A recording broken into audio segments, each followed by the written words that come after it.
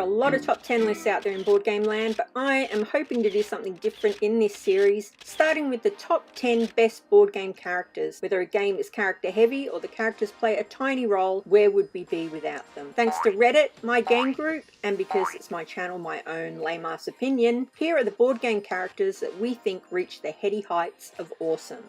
Number 10. Coming in at number 10 is none other than the Duke from Coup.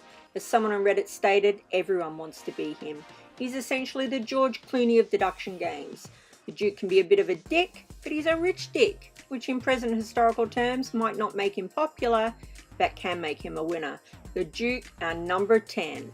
Number 9. There's a huge mechanical sound as Cyber Bunny from King of Tokyo struts in at number 9. Firstly, Cyber Bunny hates cats. Secondly, if you choose her, depending on what game edition you have, she's said to help you win, which is cool. But let's be honest though, it's King of Tokyo, so does it really matter what character you choose? Just the idea of a tiny bunny driving a giant pink bunny mech? It's pretty cool. Number 8. This scumbag will steal your stuff, but really he's just a poor soul pushed around by giant gods.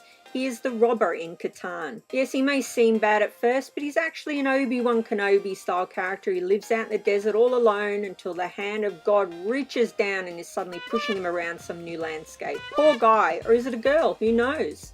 To us, he's just the robber, and he's our number 8. Number 7. Pass from Sentinels of the Multiverse. I'm flying blind on this one because I've never actually played the game. But I am assured if you are playing the game, Pass is the character to go with. She's a total badass and she's from Melbourne right here in Australia. She's a data analyst and it sounds like this is kind of her superpower, as she's able to analyse even seemingly unrelated events and make connections between them. Oh, and she has a bow. Number 6.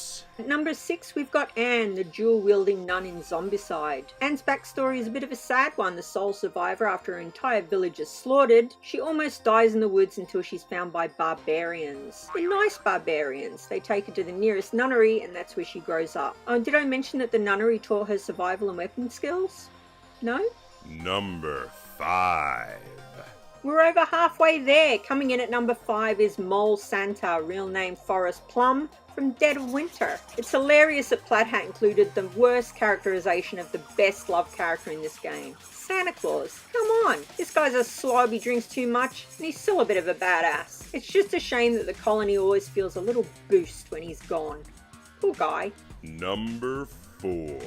Hey you, what you got in that cart? Asked the tubby guy in the fancy clothes. Yes, it's everyone's favourite Border Patrol agent, the Sheriff of Nottingham. Or Nottingham, if you're from the UK. Any game character that makes you immediately want to do a pompous / evil accent is a great character. I've played many games with this guy threatening, mocking and daring people. He's not only the eponymous character, he is one of the best characters, and he comes in at number 4, Sheriff of Nottingham.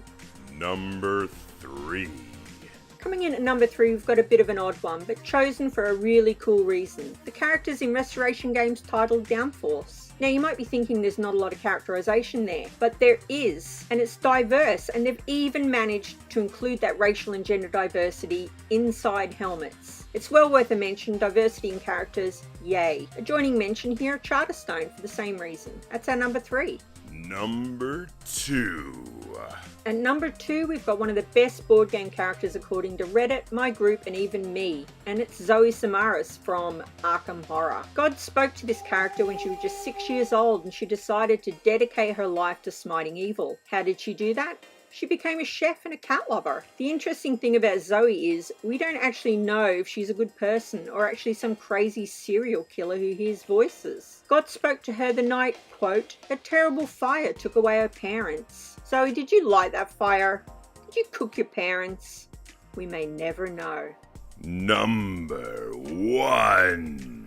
If you're screaming at your screen that a character doesn't need to be human, we've got you covered with the coveted number 1 spot. He's a total badass with hair silky and smooth. He is Sparky from Dead of Winter. Not since Chips the War Dog, go Google that, has there been such a heroic canine pal. Sparky can drive, fire weapons, make fires and destroy zombies. Things go awry in the dead of winter and Sparky suddenly has some badass stuff under his belt. You can bet it is going to lead some laughs and also some great gaming stories and memories. He might not be very influential stat-wise, but he certainly adds to the fun. And that is why Sparky the Stunt Dog is our #1 best character in board games. Thanks, Plaid Hat. That's it. That's our top 10 characters in board games. Join me for the next episode of this series where we'll be looking at something inside a game as opposed to another top 10 games or genres. I'm thinking maybe components. We'll see. Hopefully you'll be there. If you haven't subscribed, I'd love you to subscribe.